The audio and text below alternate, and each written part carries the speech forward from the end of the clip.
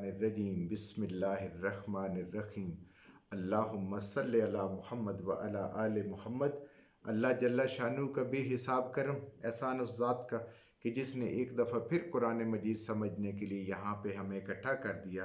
آج ہم انشاءاللہ 12واں پارہ سورہ ہود کی آیت نمبر 96 سے اپنا سبق شروع کریں گے۔ سورہ ہود آیت نمبر 96 سے۔ اعوذ باللہ من الشیطان الرجیم بسم اللہ الرحمن الرحیم وَلَقَدْ أَرْسَلْنَا مُوسَى بِآيَاتِنَا وَسُلْطَانٍ مُبِينٍ۔ اللہ تعالیٰ اب حضرت موسیٰ علیہ السلام کا قصہ بیان کر رہے ہیں۔ پیچھے ہم نے مختلف انبیاء کی بات کی اور یہاں پہ اب حضرت موسیٰ علیہ السلام کا قصہ آ رہا ہے۔ وہاں شروع ہو رہا ہے کہ کیا نبی کی تعلیم اور کیا قوم کا اس کا جواب تھا۔ وَلَقَدْ، اور یقیناً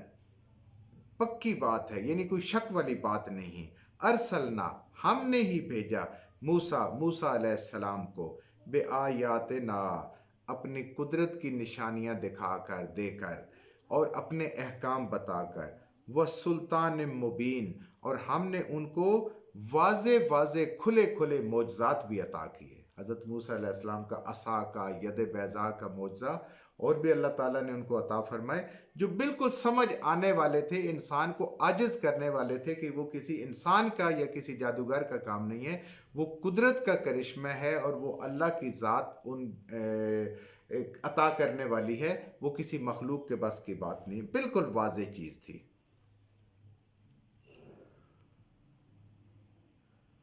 اِلیٰ فرعون، اللہ تعالیٰ فرما رہے ہیں کہ حضرت موسیٰ علیہ السلام کو ہم نے فرعون کی طرف بھیجا، جو مصر میں جس کی حکومت تھی اور اپنے آپ کو خدا کہلواتا تھا، وہ ملائہی،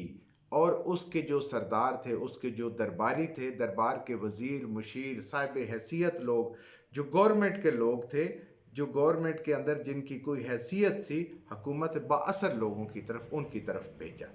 کیوں؟ حکومت انہی کی تھی، اختیار انہی کا تھا، مرضی انہی کی چل رہی تھی، اللہ کی نعمتوں سے زیادہ فائدے وہ اٹھا رہے تھے، بلکہ کسی تک پہنچنے بھی نہیں دے رہے تھے، لوگوں کو غلام بنایا ہوا تھا۔ اللہ نے کہا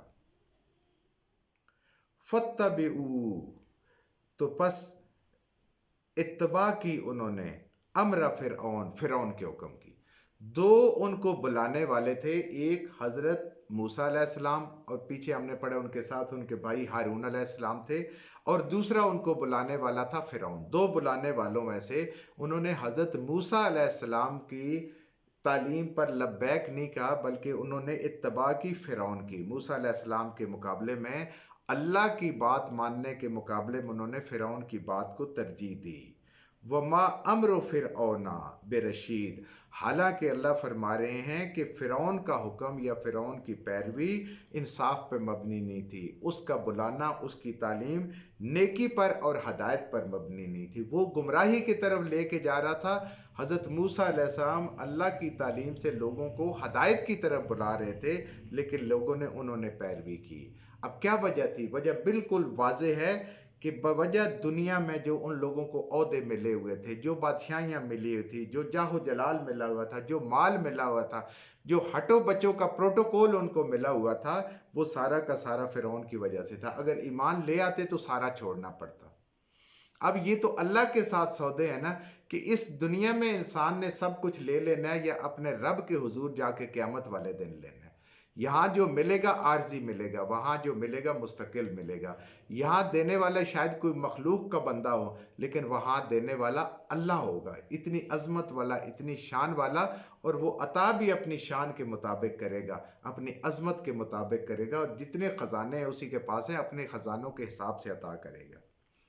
تو لوگوں نے آج بھی دیکھیں دنیا میں ایسے ہی ہوتا ہے کہ جو تھوڑا سا صاحب حیثیت ہوتا ہے، سارے اسی کی عزت کرتے ہیں، اسی کی بات مانتے ہیں۔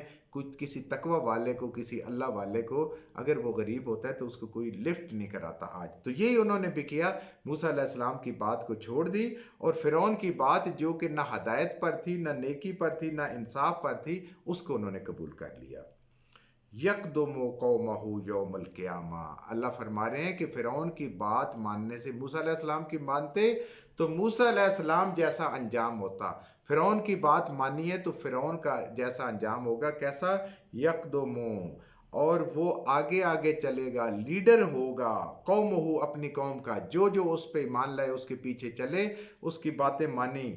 یوم القیامہ، قیامت والے دن، قیامت والے دن یہ اللہ تعالیٰ ہمیں بتا رہے ہیں کہ جو انسان جس کے پیچھے چل رہا ہوگا اسی کی امامت میں، اسی کے پیچھے چلتا چلتا ہوا جس جگہ کے قابل ہوگا وہاں پہ پہنچ جائے گا۔ تو یہ کہاں پہ پہنچے گے؟ فَأَوْرَادَهُمُ النَّارِ، آگے آگے فرعون ہوگا، پیچھے پیچھے اس کے ماننے والے فالور ہوں گے، اور وہ جا کھڑے ہوں گے، گرائے جائیں گے، داخل ہو جائیں گے النار، آگ میں، یعنی اس کو ماننا۔ اور جو موسیٰ علیہ السلام کے پاس چلیں گے، ان کے پیچھے چلیں گے، ان کے ساتھ چلیں گے، اللہ ان کو جنت عطا فرمائے گا۔ موسیٰ علیہ السلام اللہ کے نبی ہیں، اور کامیاب ہوتے ہیں نبی اور نبیوں کی تعلیم پہ چلنے والے، تو یہ ان کو وہاں پہ پہنچائے گا۔ وَبِئْسَ الْوِرْدُ، اور بہت ہی بری منزل ہے جس پہ وہ ان کو لے کے جائے گا، بدتر جگہ ہے، بدتر گھاٹ ہے، المورود، جہاں پہ وہ لا کھڑا کیا جائے گا، جہاں پہ وہ ان کو پہنچائے گا وہ بدترین جگہ ہوگی، یعنی جہنم کی بات ہے۔ تو اللہ تعالیٰ ہمیں اس آیت سے یہ سمجھا رہے ہیں کہ اس دنیا کے اندر جس کی رہنمائی میں انسان عمل کرتا ہے، قیامت والے دن اسی کے ساتھ وہ اس کے پیچھے پیچھے ہوگا۔ جو نبی کی رہنمائی میں عمل کرتے ہیں وہ قیامت والے دن اپنے اپنے نبی کے ساتھ ہوں گے۔ جو قرآن کی رہنمائی لیتے ہیں قرآن سے، وہ قیامت والے دن قرآن کے ساتھ ہوں گے، اور جو دین کی رہنمائی لیتے ہیں، اسلام پہ چلتے ہیں، قیامت والے دن وہ اسی راستے پہ ہوں گے جس طرح یہ سارے ایک راستے ہوں گے، نبی کا راستہ، قرآن کا راستہ، دین کا راستہ، یہ سب ایک ہوں گے، اپنے اپنے ان کے پیچھے چل رہے ہوں گے، اپنے اپنے لیڈر کے پیچھے۔ اور اگر لیڈر نے خیر کا کام کیا ہوگا، نیکی کا کام کروایا، صحیح بات کی ہوگی، تو اس کے ساتھ وہ کشاں کشاں جنت میں پہنچ جائیں گے۔ اور اگر دنیا میں لیڈر ہی غلط چنا، صرف دنیا داری کے لیے، دنیا کے فائدوں کے لیے، تو وہ اس برے انجام تک ان کو پہنچا دے گا، جیسے فرعون ان کو جہنم تک پہنچا لے گا۔ یعنی جیسا انسان نے دنیا میں اپنا رہنما بنایا، ایسے ہی اس کا آخرت میں انجام ہوگا اس اپنے کے ساتھ۔ تو اب فرعون کے پیچھے جو چل رہے ہوں گے، جو گناہگار لوگوں کے پیچھے جنہوں نے دنیا میں جن پہ تکیہ کیا کہ یہ ہمیں بخشوا لیں گے، یہ ہمیں چھڑا لیں گے، یہ راستے میں بیٹھ جائیں گے بچا لیں گے، اللہ کے سامنے یہ اڑ جائیں گے تو ہمیں بچا لیں گے، وہ سارے کے سارے جب لے کے ان کو جہنم میں پہنچیں گے، انجام دیکھیں گے، تو یہ سارے ان کے پیچھے لان تان کر رہے ہوں گے ان کو پیچھے، اور جو جنت کی طرف جانے والے، سفر کرنے والے ہوں گے، وہ اپنے ان رہنماؤں پہ ان کا شکریہ ادا کر رہے ہوں گے، ان کے گیت گا رہے ہوں گے نیکی کے، کہ انہوں نے ہمیں ایسی تعلیم دی اور ہم نے عمل کیا کہ آج ہم کامیاب ہو گئے۔ نبی کریم صلی اللہ علیہ وسلم کا مبارک فرمان ہے کہ زمانہ جاہلیت کا جو شاعر تھا، بہت مشہور تھا، امر القیس، جو نبی کریم صلی اللہ علیہ وسلم کے بارے میں بات کرتا تھا، دین کے بارے میں بھی غلط باتیں کرتا تھا، تو آپ فرما رہے ہیں کہ قیامت والے دن جو بھی اس کی پیروی کرے گا، آگے آگے امر بالقیس ہوگا، اور قیامت تک آنے والے جتنے اس کے پیروی میں چلنے والے ہوں گے، یہ ان کو سب کو ساتھ لے کے جہنم میں جائے گا، آگے آگے یہ اگر لیڈر ہوگا۔ تو اس لیے دنیا میں کوئی بھی جماعت ہوتی ہے، اس کا جو رہنما ہوتا ہے، جہاں وہ جماعت کو لے کے جاتا ہے، کیونکہ ہر بندہ تو اس درجے کا علم اور عالم نہیں ہوتا، اس نے کسی کو دیکھنا ہوتا ہے، لیکن اپنی عقل اور سمجھ کو استعمال کرے، اور اس قرآن کو دیکھتے ہوئے کہ کیا آیا تعلیم قرآن کے مطابق ہے یا نہیں ہے، تو یہ اپنے انجام کو پہنچیں گے۔ وہ فرعون ان کو لے کے جہنم میں داخل ہو جائے گا۔ وَأُتْبِعُوا فِي هَٰذِهِ اللَّعْنَةَ، اور اس دنیا میں بھی ان کے اوپر لعنت اور پھٹکار پڑ گئی، یعنی دنیا میں بھی ان کے پیچھے لعنت لگا دی گئی، اللہ کی رحمت سے دور ہو گئے، ایمان نصیب نہیں ہوگا۔ وَيَوْمَ الْقِيَامَةِ، قیامت والے دن بھی رب کی رحمت سے دور ہو گئے۔ جب تک انسان پہ اللہ کی رحمت نہیں ہوگی، اس کی کبھی معافی اور خلاصی نہیں ہو سکتی جہنم سے، جنت نہیں مل سکتی جب تک رب کا رحم نہیں ہوگا۔ تو اللہ کہتے ہیں کہ یہ لوگ اللہ کی رحمت سے دنیا میں بھی دور ہو گئے اور آخرت میں بھی دور ہو گئے۔ وَبِئْسَ الرِّفْدُ، اور بہت ہی برا بدلہ ہے، بہت ہی برا عطیہ ہے، المرفود، جو ان کو دیا گیا، ان لعنتی لوگوں پر جو دیا گیا، یہ بہت ہی برا عطیہ ہے، یعنی بہت ہی برا